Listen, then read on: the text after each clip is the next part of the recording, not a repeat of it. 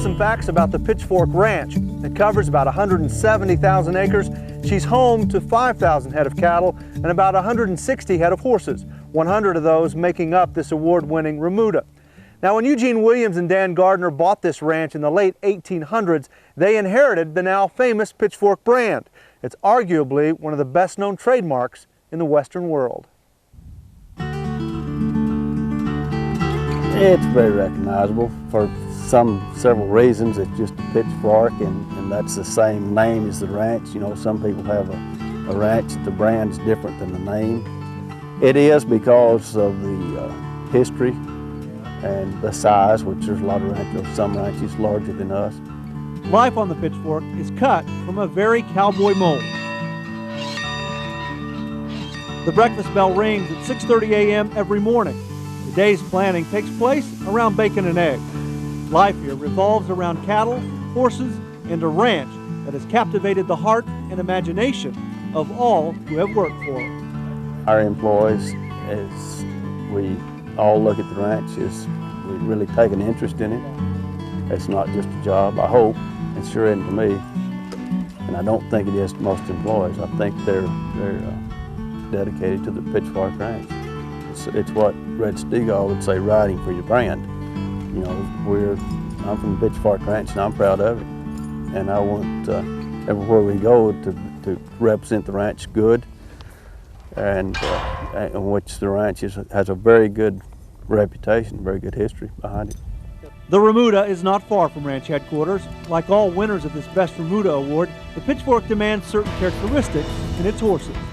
We're after the all-around ranch horse, and that's simple. I mean, I don't want to sound funny, but we want one that can run fast enough to catch a cow, turn a cow. We don't want a race horse necessarily. We want one to watch a cow, cut a cow, and we want one stout enough to stop a cow. You rope him, you want to stop him. The work here is never ending. There are some 300 miles of fence and more than 100 windmills. And then there are the cattle, 5,000 head, that need everything from feed to tender loving care. This is purely a cowboy's life, and according to Mr. Morehouse, real cowboys wouldn't want it any other way. The true cowboy really wants to keep the image, really wants to the cowboy to be here from now on, which none of us know how long that will last. You know, like you said, these things are kind of, some of the older ranches are dinosaurs, they're splitting up, they're selling, but the true cowboy is wants it very much the way it was 50 to 100 years ago, very much. Morehouse admits, though, that the role of the cowboy has changed in his 26 years at the Pitchfork. His office manager has everything on computer. A ranch this size might even need to worry about the Y2K bug. As country is what we are, you know, I had a guy from Scotland email me the other day and wanted to come here and photograph cowboys branding calves. And I asked Stella, I said, Stella, what's our, she's on that computer all the time. And I've got a little laptop in there, and I just learned how to turn it on pretty good.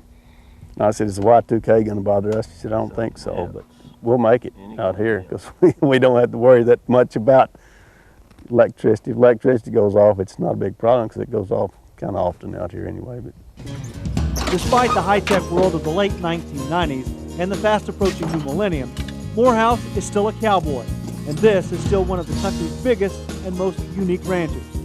And while cowboys have come and gone over the last century, what makes them happy has stayed relatively the same. Good cowboys, good cattle, good ranch, good horses, there's nothing better.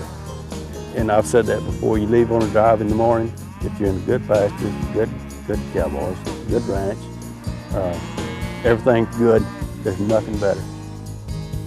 It's just a good place to live. I don't like the old cliche, you know, ranching's in your blood, cowboying's in your blood and all that, but it's good place. So the final AQHA NCBA Best Remuda Award winner for the 1990s is the Pitchfork. It joins an illustrious group that has changed the role of the ranch horse in this century, raising the bar, if you will, making this facet of the American quarter horse industry one of the most envied and sought after in the country today. Oddly enough, in places like the Pitchfork, the role of the ranch cowboy hasn't changed all that much over the last 100 years. The cowboy still takes great pride in his horse and his brand. Maybe it is true that the more things change, the more they stay the same. Rest assured that the cowboy life is alive and well, and if you don't believe me, just spend a day at the Pitchfork.